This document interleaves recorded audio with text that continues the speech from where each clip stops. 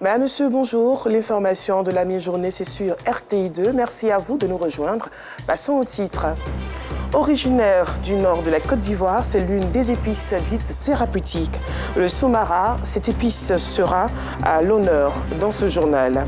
Et puis, Jeux olympiques 2024, les athlètes africains présents sur les bateaux s'émerveillent avec l'ouverture. Une fois de plus, soyez les bienvenus si vous nous rejoignez. Le soumara, cette épice produite dans le nord du pays, est de plus en plus présente dans les assiettes. Les raisons les plus mises en avant sont celles des vertus thérapeutiques que lui confèrent les populations. Manger du soumara par plaisir ou pour se soigner, Fedanayo nous en dit plus. Au marché forum de la commune d'Adjamé, le soumara est vendu par plusieurs femmes. Isiaka Sanogo s'adonne aussi à la vente de cette épice, réputée pour avoir de nombreuses vertus thérapeutiques.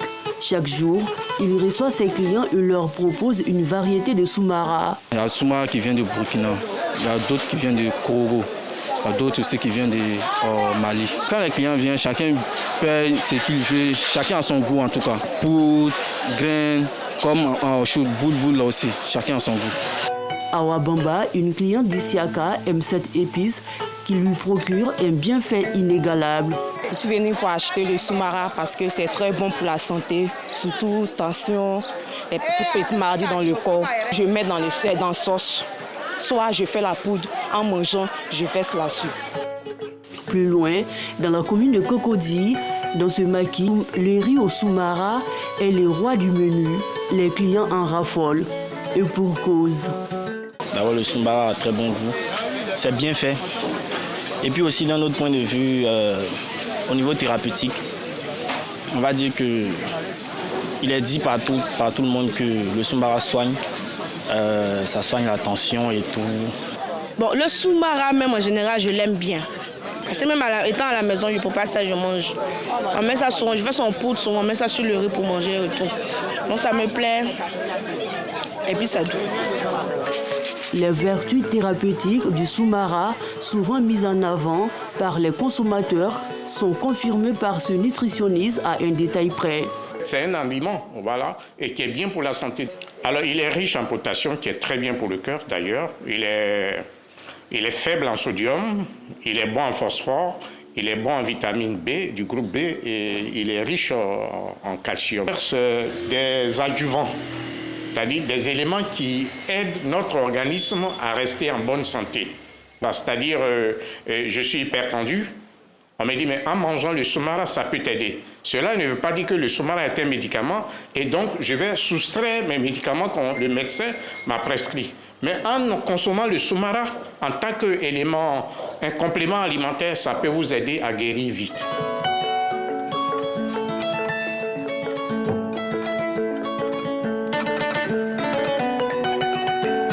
Le soumara incarne à la fois un héritage culturel et un plaisir gustatif. Star du monde entier, la Côte d'Ivoire a commémoré hier vendredi la journée internationale pour la conservation de l'écosystème des mangroves. Une journée pour rappeler son importance. Entre 1970 et 2013, la Côte d'Ivoire a perdu 95% de ses mangroves. Une situation qui inquiète les experts en la matière qui se sont réunis hier pour réfléchir sur de nouvelles stratégies. Ido Fofana.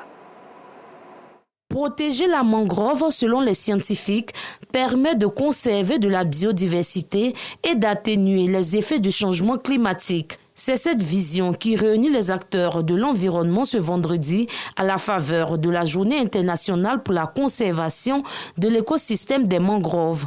Ces mangroves d'ailleurs sont des écosystèmes rares, spectaculaires et prolifiques qui bordent la mer aux autres coups d'eau. On a toujours mis l'environnement, la lutte contre le réchauffement climatique au centre de nos actions. C'est ce qui fait qu'au niveau excellence opérationnelle, nous avons été le premier aéroport africain et parmi les 30 premiers au monde à être neutre en carbone. Au lieu d'acheter des crédits carbone à l'extérieur, des forêts au Brésil et tout ça, on préfère réaliser des projets éco-responsables notamment le projet qu'on va réaliser au niveau de la baie d'Aboabou, qui a une mangrove qui fait partie des 5% de mangroves qui restent en Côte d'Ivoire après 50 ans d'indépendance. Selon le directeur général de l'aéroport international Félix Houphouët-Boigny d'Abidjan, Aéria, la Côte d'Ivoire a perdu en moins de 50 ans 95% de cette végétation. Cette mangrove qui, de façon cumulée, pouvait atteindre 500 km dans les années 70, a régressé en 2013 à une trentaine de kilomètres. Les gens ne savent pas que c'est important. Et d'autant plus que tout ce qui est bois, qui sont des bois très solides, que les gens utilisent dans la construction et tout ça, on ne sait pas. On peut les utiliser, mais il faut replanter. C'est tout bête, hein? Il faut replanter, faire en sorte que là où ça existait, il faut, si on les détruit, on les replante. Cette rencontre, initiée par l'Aéria en collaboration avec l'Université Jean-Laurent-Guédé de Daloa, vise, entre autres, à sensibiliser la population à la préservation de cette ressource importante pour la vie sur Terre. Tout un chacun peut déjà ne pas jeter ses déchets dans la nature pour asphyxier la nature. Et une fois que ceci est fait, alors il y a un message aussi de propreté. Chacun doit veiller à ce que la nature qui nous donne tout puisse respirer, puisse être propre. Au-delà de la protection des ressources halieutiques et humaines côtières du monde, cet écosystème contribue à la sécurité alimentaire et à l'émission de l'oxygène et bien d'autres encore nécessaires à la vie terrestre. Depuis le 1er juillet dernier, le gouvernement ivoirien, à travers le ministère des Ressources animales et halieutiques, a procédé à la fermeture temporaire de la pêche pour 1 mois. Cette mesure, la deuxième du genre, vise à freiner la baisse du nombre de poissons, une situation douloureuse pour les acteurs de ce domaine. Notre reporter Ido Fofana a rencontré les pêcheurs de Zimbabwe dans la commune de Port-Boué. Quartier Zimbabwe dans la commune de Port-Boué. Depuis l'interdiction de la pêche pour une période d'1 mois, c'est un calme plat qui règne dans ce lieu. En attendant, les pêcheurs, eux, s'activent pour les derniers réglages avant l'ouverture, prévue pour le 1er août 2024.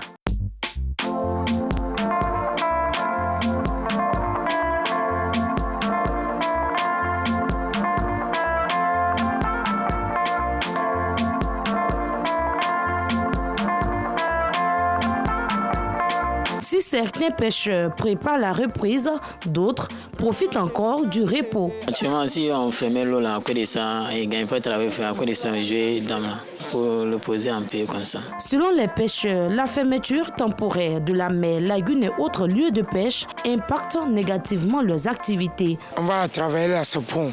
Si on a parti la mer là, si on a venu là, non, c'est 100 000, 200 000, 150 000. On a fermé dans la mer là. À cause de ça, c'est dur. Nous les pêcheurs, quand on ferme la pêche comme ça nous pose beaucoup de problèmes. Pourquoi on dit ça nous pose problème? Nous, au Ghana, quand on ferme la mer comme ça, l'État essaie de nous donner un peu de choses pour que les pêcheurs puissent gagner à manger. Mais ça fait 10e fois qu'ils ont fermé la mer ici. Rien ne sort comme les pêcheurs pour qu'ils vont gagner quelque chose à manger. En tout cas, quand c'est comme ça nous pose beaucoup de problèmes. Du côté des commerçantes ou des marailleuses, tous les lieux de conservation du poisson sont vides, obligeant les réfrigérateurs à être également à l'arrêt. Quand on ferme l'eau, on est à la maison, on ne travaille pas, on n'a rien à faire. Quand il y a poisson, ici est rempli, il y a du monde. Quand il n'y a pas poisson, ici est calme. Tous nos congélateurs sont vides. Nous vivons de la pêche. Donc, dans le petit moment où on ferme la mer, c'est très très difficile pour nous parce que nous n'arrivons pas à nous prendre en charge. C'est grâce à cette activité que nous nous prenons en charge. Mon souhait est qu'on ne ferme plus jamais la mer parce qu'on ferme vraiment. Malgré que c'est 1 mois, mais ça pèse beaucoup. Cette décision prise par le ministère des Ressources animales et halieutiques depuis l'année dernière vise à préserver les stocks des espèces de poissons et de garantir leur reconstitution en évitant la surpêche. En attendant l'ouverture officielle, les acteurs se contentent de fumer les poissons congelés. La société coopérative ivoirienne de négoce des produits agricoles en partenariat avec l'Agence française de développement et expertise France a organisé un atelier visant à lancer les activités du projet d'appui à l'électrification des populations rurales dans la région de l'Agnebi-Tiassa. Restons une fois de plus en compagnie d'Ido Fofana. Améliorer les conditions de vie des planteurs vivant dans les zones rurales dans la région de l'Agnebi-Tiassa, c'est l'objectif visé par la société coopérative ivoirienne de négoce des produits agricoles SYMPA en partenariat avec l'Agence française de développement et expertise France qui a organisé un atelier marquant le lancement des activités du projet d'appui à l'électrification des populations rurales. Le gouvernement a mis en place un projet en sorte que tous les campements, tous les hameaux puissent avoir de l'électricité.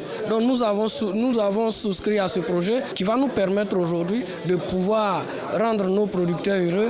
De fin fond de la brousse, ils pourront dormir avec des ventilateurs eux aussi parce qu'ils en ont besoin. Nous sommes très heureux d'accompagner la coopérative SYMPA dans la mise en œuvre de ces activités dans le cadre du projet MAX. Alors le projet MAX, c'est le projet d'appui à la maximisation des impacts socio-économiques de l'électrification rurale. Donc c'est un projet qui a pour objectif d'accompagner des acteurs comme la coopérative à pouvoir mettre en place un certain nombre de mécanismes techniques et financiers pour permettre à nos populations en zone rurale de pouvoir bénéficier facilement d'équipements électriques pour des besoins domestiques et surtout pour des besoins productifs. Autorités préfectorales et paysans saluent l'initiative. Nous souscrivons pleinement à cette initiative, cet atelier qui nous a permis de comprendre l'engagement de la coopérative SYMPA dans l'amélioration des conditions de vie de ses membres. C'est un projet qui est bienvenu. Avec le projet, nous pouvons rentrer en possession des mobiliers ménagers que vous venez de nous présenter. Cet atelier a enregistré la présence de nombreuses sociétés partenaires. Ils ont édifié l'assistance sur les opportunités d'offres d'appareils électroménagers et électroniques favorables au bien-être des populations rurales. Poursuivons en culture, le 12 octobre prochain se tiendra la 2e édition de Vitrine Mode à Abidjan. Un concours qui vise à mettre en compétition les jeunes talents dans le domaine du mannequinat et de la couture. L'information a été donnée par Flora Oka, commissaire générale de Vitrine Mode, non Sangaré. C'est une lucarne pour donner de la visibilité aux couturiers et mannequins. Les organisateurs de Vitrine Mode remettent le couvert pour la 2e édition. Une édition qui va se tenir le 12 octobre prochain à Angré-Cocody. Pour faciliter l'inscription à ce concours, les mannequins ont la possibilité de s'inscrire en ligne en envoyant des photos et vidéos de leur profil. Et pour les couturiers, des vidéos de leur conception. Vitrine Mode est fait pour tout le monde. Il y a la place pour tout le monde. Mais il y a des critères. Par exemple, les mannequins féminins, la taille minimum exigée, c'est 1m72. Avoir une peau naturelle. Les hommes, minimum 1m80. Avoir une peau naturelle. Les couturiers, c'est compris de 21 à 51 ans. Ce que Vitrine Mode veut faire, c'est d'aider ces personnes à se prendre en charge, à créer des emplois et à se développer. C'est notre objectif. Concernant les mannequins, l'âge est compris entre 18 et 30 ans. Cette édition est placée sous l'égide du ministère de la Culture et de la Francophonie. Hors de la Côte d'Ivoire, au Cameroun, l'opposition et des leaders de la société civile appellent à la libération d'un jeune activiste, Junior Ngombe, arrêté mercredi dernier et depuis en détention à Yaoundé dans les cellules du secrétariat d'État à la Défense. Junior Ngombe avait interpellé les autorités de son pays dans une vidéo postée sur ses réseaux sociaux dans laquelle il réagissait à l'interpellation d'un autre activiste camerounais arrêté au Gabon et extradé ensuite à Yaoundé. Le défilé des superlatifs pour la cérémonie d'ouverture des Jeux Olympiques de Paris, 116 bateaux, 6 km de trajet, 300 000 spectateurs, mais aussi des zones de cale au point d'embarquement en amont de la cérémonie dans un ponton ivoirien, djiboutien, égyptien et congolais de la République démocratique du Congo sont montés à bord avec de nouveaux camarades danois, coréens ou dominicain pour fêter l'ouverture de l'événement des Jeux Olympiques 2024. Et pour terminer également avec les Jeux Olympiques 2024, la cérémonie d'ouverture des Jeux Olympiques d'été de 2024 a eu lieu ce vendredi, comme je le disais à l'instant, sur la Seine à Paris. La parade inaugurale des Jeux Olympiques a dû composer avec une météo maussade, mais elle a donné le ton avec de l'audace et de la créativité. Voilà, c'est la fin de ce journal. Merci de l'avoir suivi. L'information revient à 17h40 dans le Flash et à 19h30 avec Anicette Clan Blessing.